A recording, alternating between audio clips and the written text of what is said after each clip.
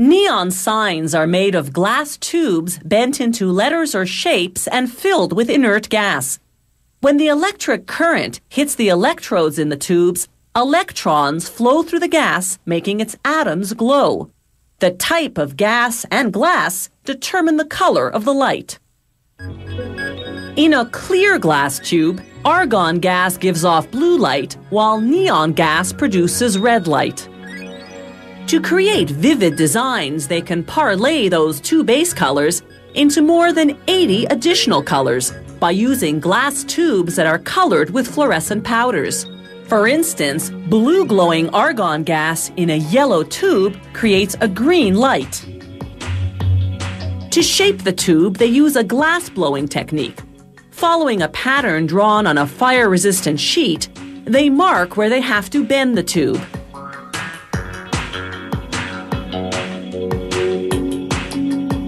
Then they heat each spot on a device called a ribbon burner, whose propane flame is a blazing 650 degrees Celsius.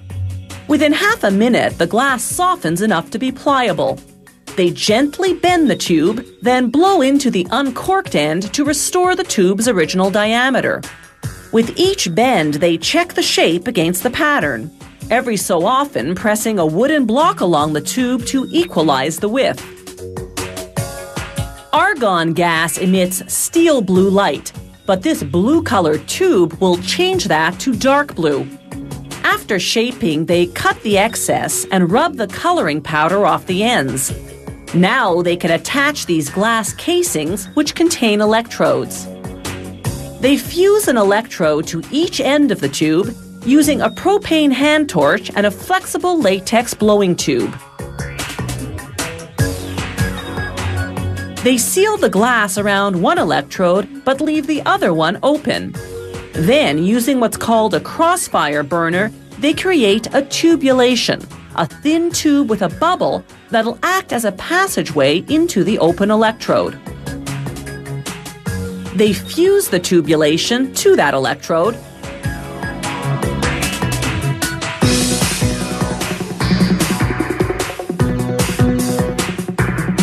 then carefully inject a drop of mercury into the open end of the tubulation. Argon gas needs a touch of mercury to brighten the color it emits. Neon gas doesn't. Using what's known as an end torch, they fuse the open end of the tubulation to a long glass tube leading to a pumping system. They connect the electrodes to the system, then power it up. The pump vacuums out the air, then injects the gas. The electrical current makes the atoms in the gas glow.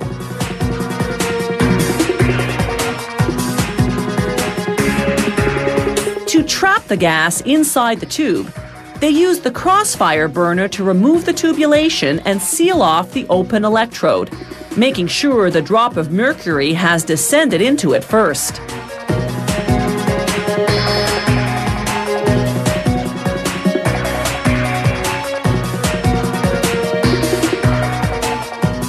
They dip the back of the sign into black paint.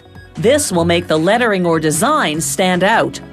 They use a brush to spread the coat evenly and remove the excess. Next, they'll light up the sign at high voltage for a half hour. This will dry the paint and, more importantly, transform the liquid mercury into vapor that spreads throughout the sign.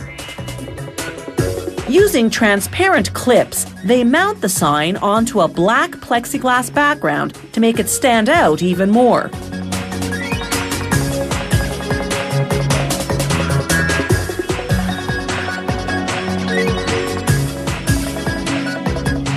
Finally, they connect the protruding electrode wires to a transformer.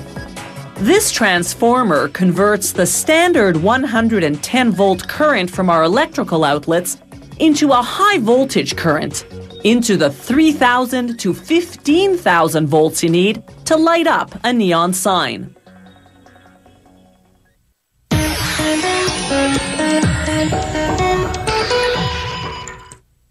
Hardcover books have bindings made of heavy paper boards covered with cloth, leather, or plastic. Softcover books have flimsier paper bindings. While bookbinding on a commercial scale is all mechanized today, you can still find craftspeople who skillfully bind books by hand.